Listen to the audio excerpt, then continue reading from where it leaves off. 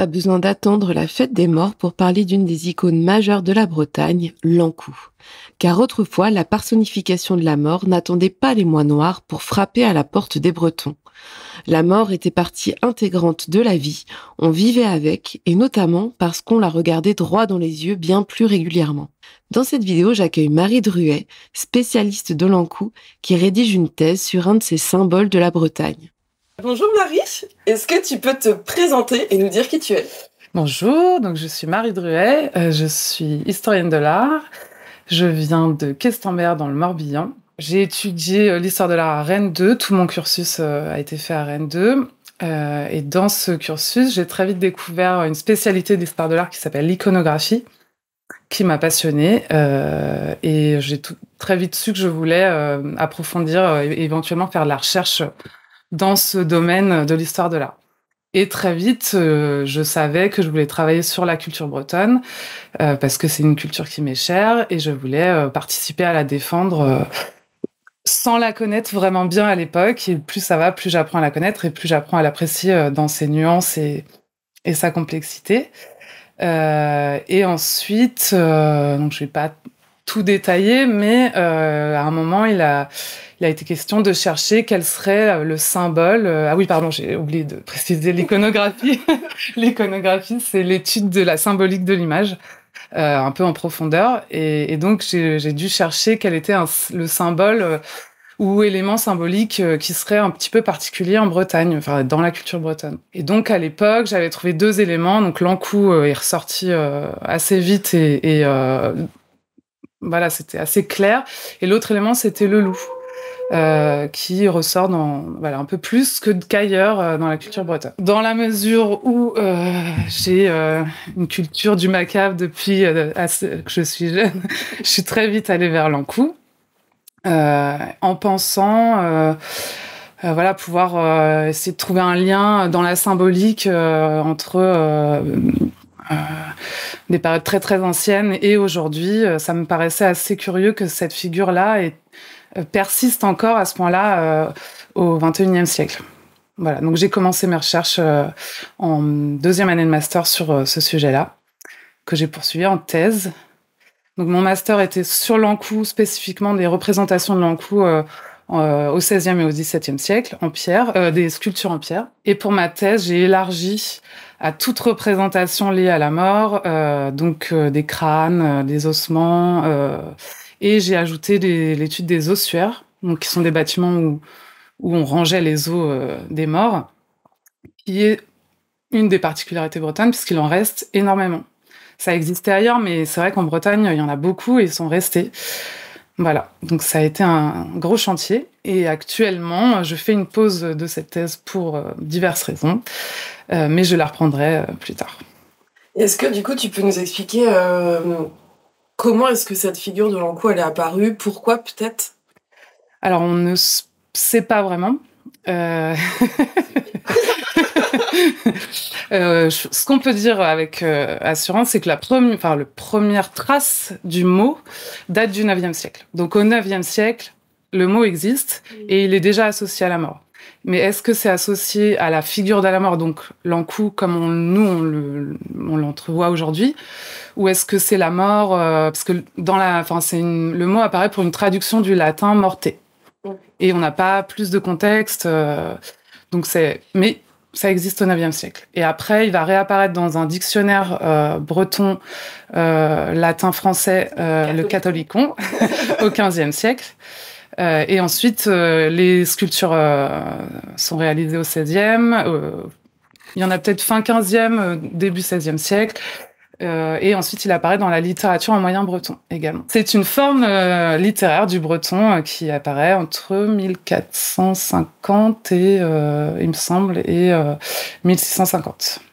Donc ça, c'est les premières notions et les premières mentions dans les textes ou que ce soit les réalisations artistiques dont on a la trace, parce qu'il y en avait peut-être d'autres, mais elles ont peut-être disparu, sont toutes liées à la religion chrétienne.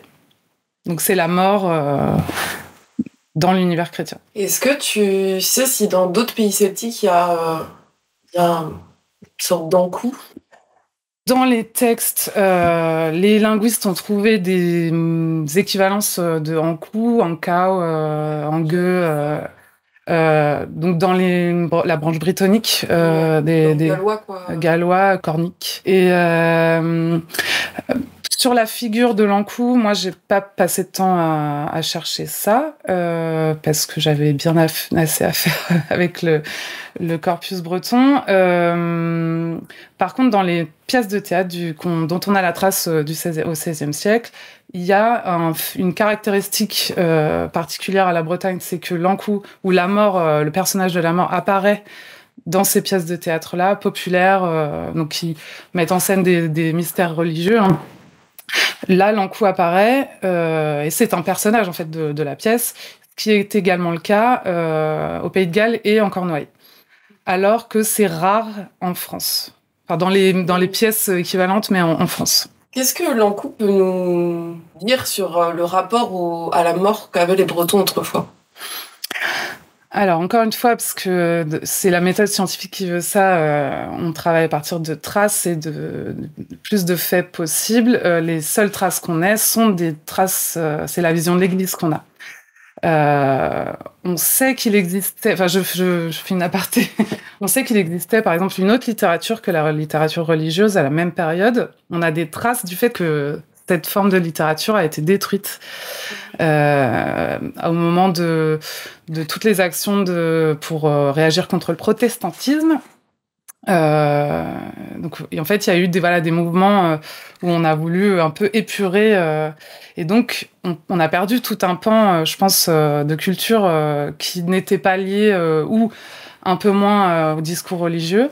Il nous manque la culture orale en fait de cette époque-là, et il y a aussi le fait que la culture écrite est faite par des érudits, donc de fait, ils n'ont pas forcément la même vision des choses que les personnes du peuple.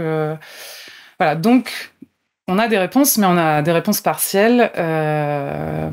Et quelle était ta question ? Qu'est-ce que nous dit l'Ankou sur le rapport Voilà, donc ce qu'on peut savoir, c'est le rapport voulu par l'Église, qui est de rappeler constamment aux fidèles qu'ils vont mourir, qu'il faut se préparer en fait pour avoir une bonne mort, parce que ce n'est qu'un passage, et donc il faut prévoir sa vie éternelle en fait. Et donc il y a ce rappel constant. C'est pour par exemple les crânes qui sont énormément représentés dans les églises, en plus du discours, etc. Je pense que c'est ça, c'est cette espèce de martelage de ce que tu vas devenir, un miroir de notre futur. et ensuite il y a différents volets, donc dans les représentations qu'on voit, qui sont deux grands discours assez récurrents dans l'Église, enfin dans le discours de l'Église. Le rappel de la possibilité de salut. Donc on va trouver des Ankous qui sont mis face à face avec des anges, donc sur des ossuaires, donc avec l'Edenpoer par exemple.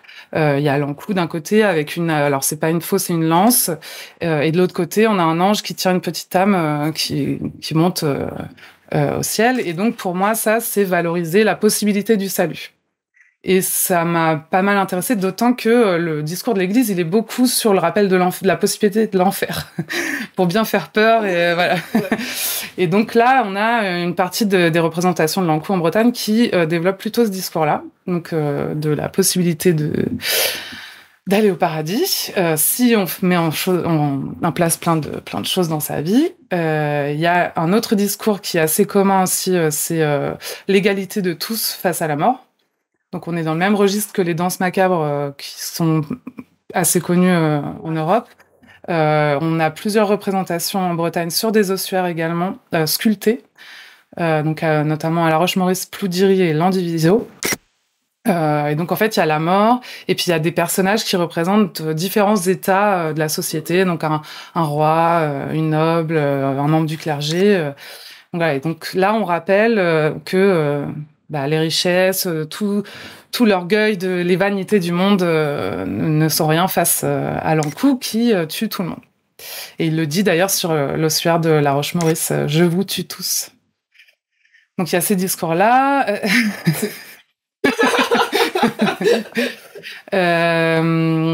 Donc ça, il y a l'encou. L'encou est souvent sur des ossuaires et donc là, on va souvent rappeler aux fidèles de prier pour les morts, de prier pour les trépassés qui sont au purgatoire. Et donc, il y a même des phrases qui sont aujourd'hui moi, toi demain. Donc c'est en fait, si on prie pour les morts aujourd'hui, les vivants de demain nous prieront pour nous. Et c'est là la culture religieuse et celle qu'on connaît plus tard bretonne de cette communauté des vivants et des morts qui fonctionneraient ensemble est assez fluide en fait entre la religion chrétienne et les croyances populaires qu'on connaît mieux au 19e siècle. Qu'est-ce que avec tout ce que tu viens de nous expliquer, là, on peut essayer de comprendre comment les Bretons vivaient la mort. On a pas mal d'indices.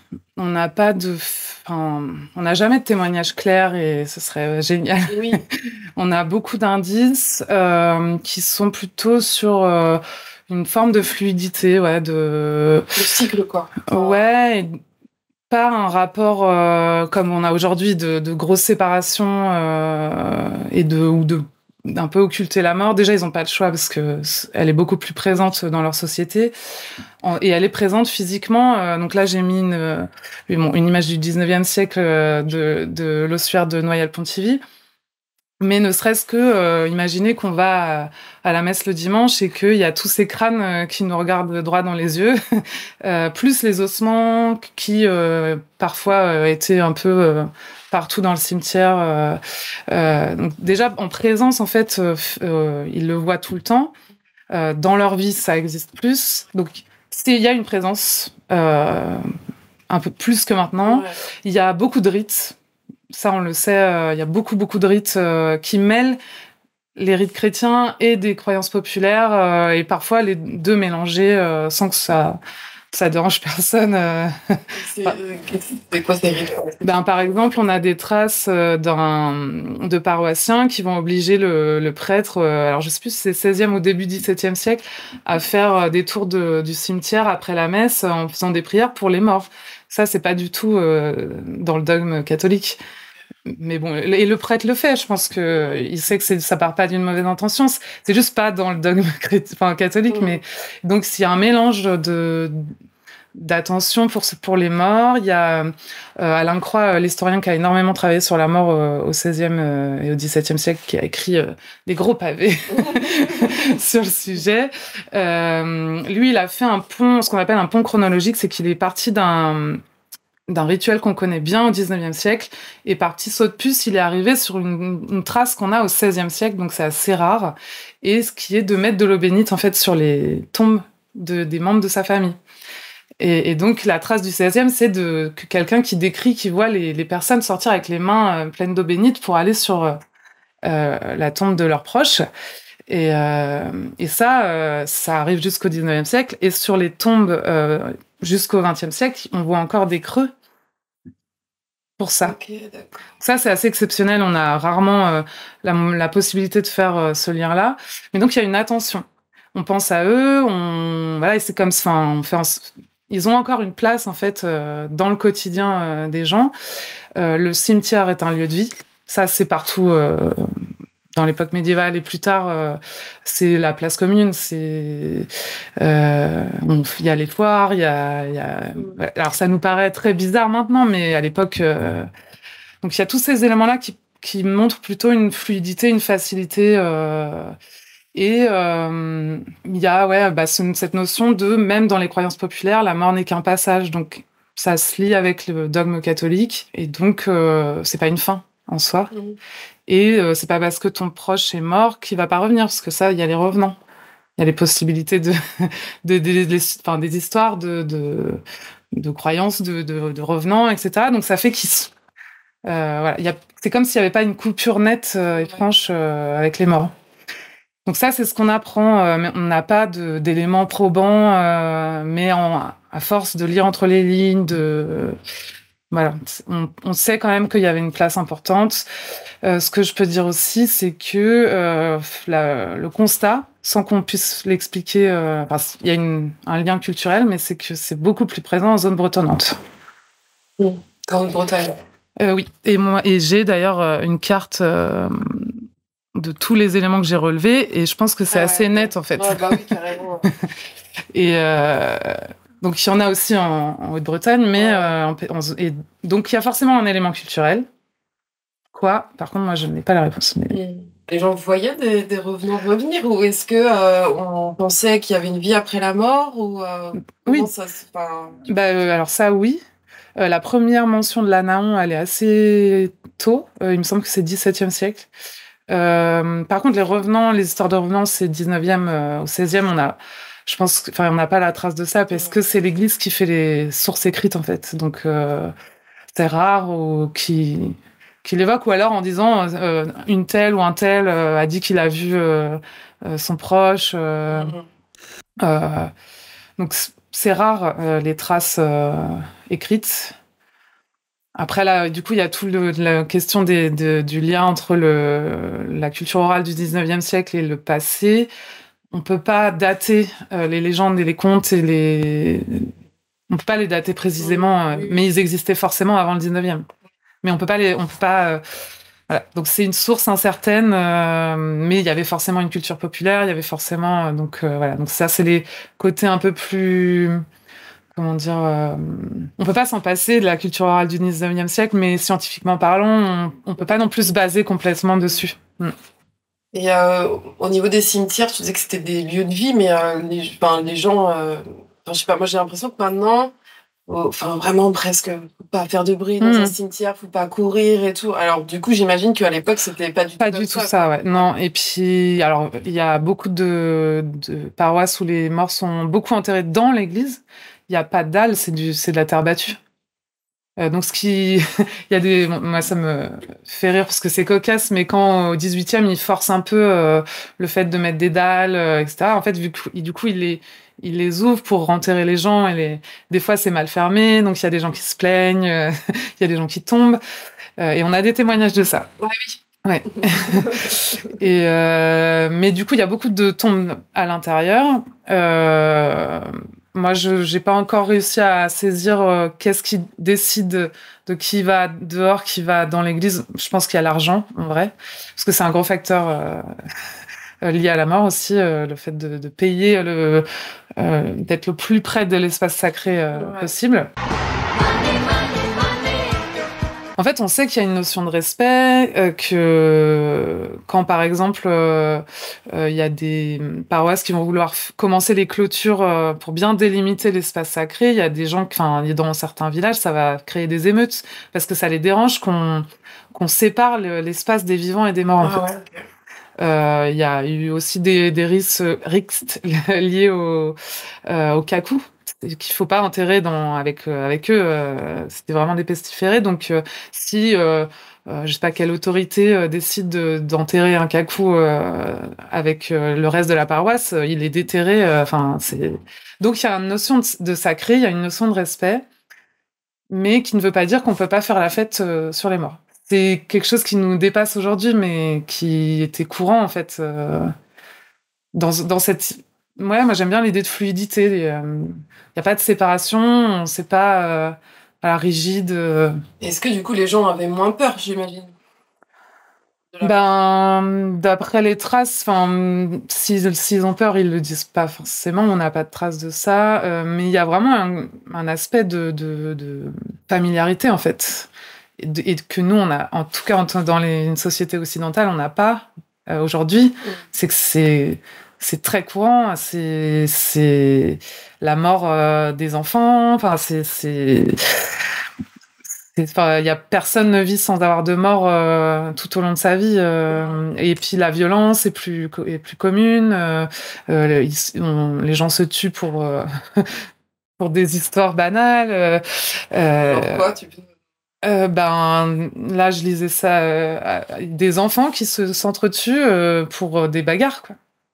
Dans des jeux, des gens qui se tuent pour un vol ou un désaccord, parce ils ont des dagues, et ce qui est noté, c'est que c'est violent. Et donc il y a tout cet aspect-là qu'on peut nuancer, parce qu'il y a forcément de la tristesse ou de la peur, mais qui est pas forcément notée, en fait, qui est pas forcément écrite. Et justement, Alain Croix, qui a beaucoup travaillé sur le sujet, lui, il voudrait qu'on nuance qu'en fait, les traces écrites nous parlent plutôt d'une indifférence à la mort, pas très peu de traces de la peur, mais que si on lit entre les lignes de certaines choses, on peut effectivement voir de la peur, de la tristesse, mais on en a peu de traces. Parce que l'Église veut formaliser en fait les choses et donc un bon chrétien n'a pas peur de la mort puisque ce n'est pas la fin. On célèbre la mort le 1er novembre, mais est-ce qu'il y avait d'autres fêtes au long de l'année? Pas à ma connaissance. Après, il y a des... On célébrait plusieurs fois la mort dans l'année, enfin les morts, peut-être, enfin, tu vois. Il y a des cérémonies de translation des ossements. Donc, c'est quand on prend les os dans leur tombe et qu'on va les mettre dans l'ossuaire, qui existe encore aujourd'hui. On a très peu d'informations sur ces cérémonies. On sait qu'elles existent. On sait qu'il y a la paroisse qui est là, que c'est quand même il y a tout un rituel. Mais ça, je sais pas quand est-ce que ça a lieu dans l'année. Mais forcément, vu le nombre de gens qui mouraient, il fallait forcément faire tourner la place. Enfin, fallait faire de la place. Et donc, d'où les ossuaires aussi, pour pouvoir garder les morts à la communauté des morts, mais laisser les corps dans la terre.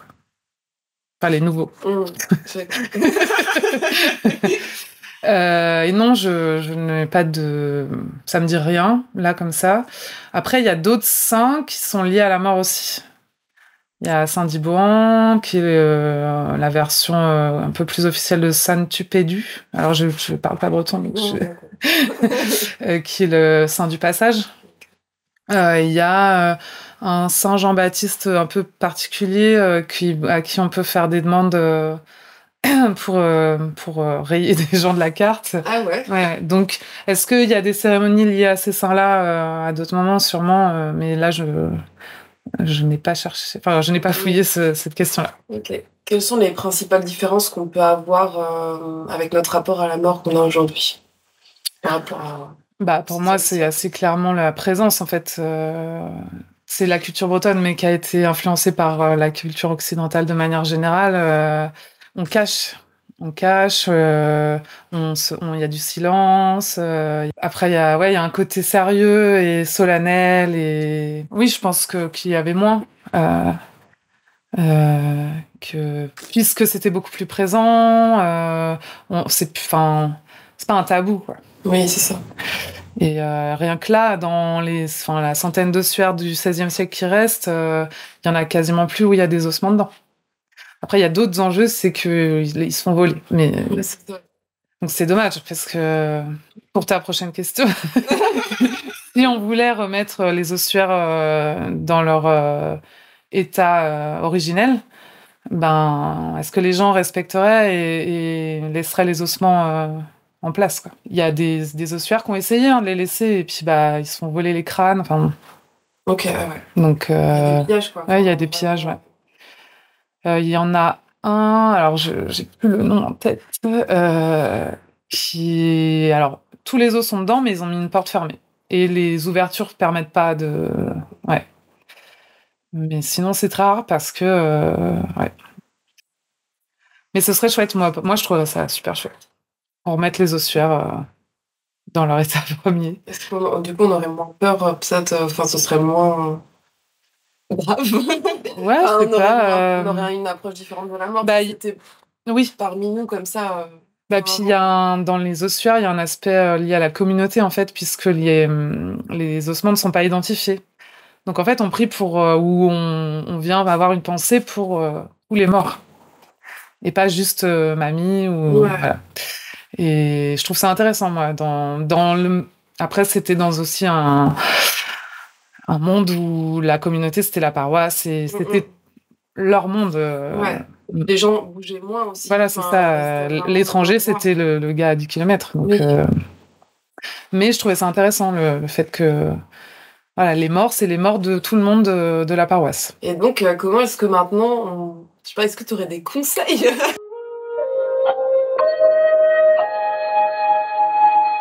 Non, je pense que oui, le fait que de le faire revenir un peu plus dans la vie, Après, il y a d'autres cultures qui nous montrent l'exemple. Hein. La culture mexicaine, dans le rapport au deuil et à la mort, je trouvais très intéressante parce que justement, on continue à célébrer la vie et les gens, même après leur mort. Et oui, peut-être un côté célébrer la vie des gens, que ces moments soient un peu moins solennels. Mais après, ça existe en fonction des personnes et des familles. Il y a des cérémonies funéraires où les gens joyeux, chantent. Mais dans l'ensemble, oui, à l'image du nettoyage des églises qui a été, au 19e, on a enlevé la peinture des églises, on a enlevé la couleur, on a donné une image très pure et stricte. C'est un peu pareil avec la mort. Je pense que remettre la couleur dans les églises et remettre les ossements permettrait aussi de donner un autre aspect à cette partie de la vie et des humains. Et plus de fluidité et moins de tabou. Il y a une œuvre d'art qui a été faite, par exemple, à Runan, dans un ossuaire, pour essayer de moderniser, de remettre au goût du jour une tradition ancienne.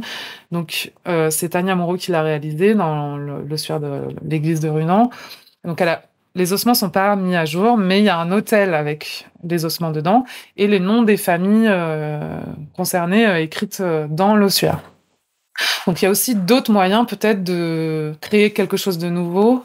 Parce que oui, on n'est plus au XVIe siècle, le rapport à la fin. Mais il y a des possibilités. Mais c'est vrai que je pense que sortir un peu de cette image très stricte et triste, ça peut être bénéfique. Ouais. Est-ce que tu as des trucs que tu veux ajouter ? Je trouve qu'il y a un élément intéressant autour de l'Ankou et le fait que ça perdure, qu'il ait toujours une place importante aujourd'hui. Donc, comme je l'ai dit, on note quand même une importance de la mort et des rites et de l'image de la mort, particulièrement en Basse-Bretagne, mais en Bretagne, on n'a plus besoin de le prouver. Donc, ça vient de la culture. Comment, pourquoi, ça doit être dans des nuances très difficiles à déceler. Ce que je trouve intéressant, c'est que au XXe siècle, cette figure de l'Ankou, elle est encore assez présente dans la culture, mais que pour moi, il y a eu un glissement et qu'il représente un peu la culture bretonne aussi. Quand il y a des gens qui veulent, par exemple, l'équipe de foot américain de Rennes, qui veulent montrer leur culture, c'est l'Ankou. Et je trouve que ce glissement est intéressant parce que maintenant, c'est plus tant la mort. C'est un élément de culture, de la culture bretonne populaire. Et moi, je trouve le glissement intéressant. Et j'essaye de recenser dès que je vois une référence à ça aujourd'hui. Bon, c'est une mission impossible, mais moi, c'est une partie que je trouve intéressante dans cette figure de l'Ankou qui, du coup, a quelques siècles derrière elle. Qui continue à être là, quoi. Oui, qui continue à être là et à évoluer. Et voilà. Trop bien, merci. Je t'en prie. Et donc, n'hésitez pas à contacter Marie, peut-être si vous avez envie qu'elle intervienne pour faire une conférence ou autre. Voilà. Kenavo